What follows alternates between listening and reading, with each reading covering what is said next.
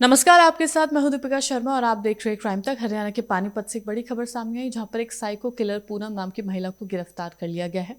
इस महिला ने 4 बच्चों को मौत के हवाले किया है और उनका जो कारण है वो बेहद ही चौंकाने वाला है, डरावना है, या यूं कहें कि शायद पहले कभी नहीं सुना, जो इसकी वजह सामने आई है। इस महिला ने खुद कबूल किया है कि उसने इतने बच्चों को जान से मारा है और सभी को एक ही तरीके से उसने ठिकाने लगाया है।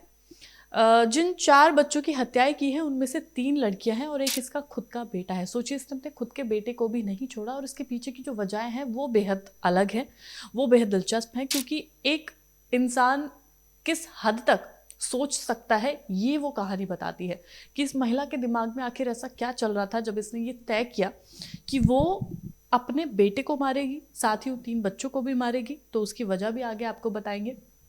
ये तो समझ आ गया कि महिला साइको है, लेकिन वो थॉट प्रोसेस आया कहाँ से इसके दिमाग में, वो थॉट कैसे दिमाग में इसके चल रहा था, कहाँ से वो पनपता है, कहाँ से उसके बाद ये पूरी इस वारदात को अंजाम देती है। तो सोनीपत में उसके ससुराल वालों ने कुछ अलग कहानी बताई है। ये एक नया अपडेट भी सामने आया है। उन्होंने बताया कि पूनम खुद में एक युवक की आत्मा अंदर होने का दावा करती रही थी। उसने बताया कि वो अक्सर खुद में आत्मा होने का हवाला देती थी, आवाज़ बदलकर बातें करती थी और कहती थी कि मैंने 3 बच्चों को मार दिया है। आरोपी महिला का उत्तर प्रदेश के कैराना जगह में एक तांत्रिक से लिंक होने का भी शक जताया गया है कि उसका एक तांत्रिक से भी कुछ उसकी बातचीत हुई है या उसका लिंक बताया जा रहा है। वो क्या चीज़ है, अभी उसकी भी जांच लगातार की जा रही है। आरोपी महिला ने जब चौथे बच्चे के रूप में अपनी भतीजी को वो जब मार रही थी, तब खुलासा हुआ कि वो उससे पहले 3 बच्चों को भी मार चुकी है। तो जब वो चौथा कत्ल कर रही थी तब वो पकड़ी जाती है और तब पता चलता है कि इससे पहले भी इसने 3 बच्चों को मारा है, जिनमें उनके घर वालों को ये लग रहा था कि ये एक महज एक्सीडेंट है, जिसके बाद से वो उसका संस्कार कर देते हैं। लेकिन जब वजह सामने आती है तो जाहिर सी बात है, हर माता पिता का, हर परिवार का खून खौलेगा। और अब क्योंकि पता है कि उनके बच्चों का हत्यारी ये जो महिला है ये उनके सामने है, तो किस तरीके से वो ये चीज़ डाइजेस्ट कर पा रहे होंगे, ये सोचना भी एक बहुत बड़ी बात है। अब कत्ल करने की अजीब वजह सामने आई है। ये पूनम नाम की महिला इसलिए बच्चों को मारती थी क्योंकि उसे सुंदर बच्चों से जलन होती थी और खास करके लड़कियों से। सभी बच्चों को उसने एक ही तरीके से मारा, पानी के टब में डुबो देती थी ताकि संतुष्टि हो जाए कि हाँ, अब ये बच्चा मर चुका है। सोचिए, किसी की सुंदरता से जलन करना काफ़ी अलग सी बात है कि कोई बच्चा अगर सुंदर दिख रहा है, स्मार्ट लग रहा है, तो आप उसको मार दोगे। ये किस तरीके का कारण हुआ? इसके पीछे भी एक और कारण है कि ये कारण कहाँ से पनपता है, उसका भी कारण मैं आपको आगे बताऊंगी। सबसे पहले ये सुनिए कि खुद के बेटे और ननन की बेटी की भी उसने हत्या की है। पानीपत के एसपी भूपेंद्र सिंह ने बताया कि पूनम ने सबसे पहले साल 2023 में सोनीपत के गांव भावड़ में अपने खुद के 3 साल के बेटे शुभम को मारा था। और ये भी बताया जा रहा है कि जब वो अपनी ननद की बेटी को मार रही थी, उस दौरान शुभम ने देख लिया था। इस वजह से भी वो चाहती थी कि वो उसको मार डाले। तो कोई एक माँ बच्चों को कैसे मार सकती है? और इसमें तो इसने और बच्चों को भी मारा और अपने बेटे का भी कत्ल कर दिया। उसके बेटे का नाम शुभम है, जो मात्र 3 साल का था। मायके में चचेरे भाई की बेटी को भी मारा, ये अगला केस है। अगस्त 2025 में मायके में 6 साल की भाई की बेटी जिया की भी उसने इसी तरह से हत्या की थी। तब परिजनों ने बच्चों को पानी में डूबने से हुई मौत की वजह से उसको एक्सीडेंट समझा और उसके बाद उसका संस्कार कर दिया। इसके बाद अगला मामला आता है, शादी वाले घर में बच्ची को मारा। अब पूनम पिछले कुछ दिनों से मायके सिवा आई हुई थी। सिवा उसके मायके का जगह का नाम है। वहां पर परिवार में एक शादी थी। शादी का माहौल था, सब रिश्तेदार इधर उधर थे, बारात निकलनी थी।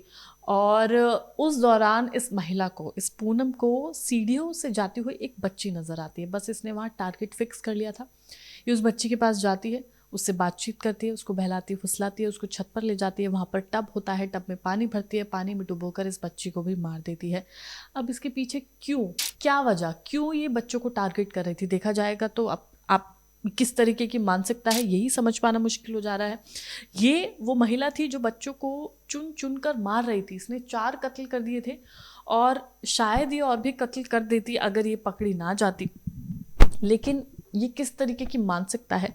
आज हम अपने बच्चों को कहीं पर भी सेफ नहीं फील करा पा रहे। एक बच्ची जो शादी के माहौल में खेल रही थी, वहाँ पर ये महिला उसको टारगेट करती है, उसी के घर की ये महिला होती है, रिश्तेदार होते हैं, तब ये ऐसी चीज़ें हो रही हैं। तो 4 बच्चों को इसने लगातार इस तरीके से मारा, जिसमें इसका खुद का बेटा भी शामिल था। अब इस महिला की थोड़ी सी कहानी सुने तो 2019 में इस महिला की शादी हुई थी। उसके बाद इसने बीएड पास की थी। शादी के बाद पूनम ने एक बेटे को जन्म दिया जिसका नाम शुभम है। अब यहाँ से ये वजह पनपती है। मैंने आपको बताया कि ये महिला चिढ़ती थी, बच्चे जो सुंदर होते थे, जो स्मार्ट होते थे, उनको ही मार डालती थी। तो उसकी वजह कहाँ से आई? वजह यहाँ से आई कि जब बेटा हुआ तो लोग इसको ताने देने लगे थे कि इसका बेटा जो शुभम है वो सुंदर नहीं है। घर में जो और बच्चे हैं वो ज़्यादा स्मार्ट लगते हैं, लेकिन इसका बेटा इतना सुंदर नहीं है। तो अमूमन लोग इस तरीके से जब ताने मार देते हैं कि ये मोटा है, ये पतला है, बच्चा फैटी है या ऐसा है, उस तरीके के ताने इस महिला को सुनने के लिए मिलते थे। अब लगातार ये बात सुनकर पूनम को सुंदर बच्चों से नफरत होने लगी थी, और अब उसने ये तय कर लिया था कि वो ऐसे बच्चों को या तो वो खुद पर कंट्रोल नहीं कर पा रही थी, या उसका माइंडसेट इस तरीके का हो गया था कि वो चाहकर कंट्रोल करना ही नहीं चाहती थी। तो इस तरीके से उसने ये प्लानिंग की और उसने कई बच्चों को अपना निशाना बनाया, जिसमें उसका खुद का बेटा शुभम भी शामिल था। उसने उसको भी मार डाला। कैराना के तांत्रिक से भी जुड़ा हुआ कनेक्शन सामने आ रहा है, जिस पर भी लगातार जांच चल रही है कि क्या उस तांत्रिक का इस पूरे केस से कनेक्शन हो सकता है, क्या वो पूनम से कनेक्शन हो सकता है, उस पर भी लगातार जांच चल रही है। लेकिन ये अलग सी जो कहानी है वो सामने आई है एक साइको किलर महिला की, जो सुंदर बच्चों को देखकर खुद को रोक नहीं पाती थी, और इसी तरह से उसने 4 बच्चों को टारगेट किया, जिसमें उसका खुद का बेटा भी शामिल था, उसमें फैमिली के बच्चे भी शामिल थे।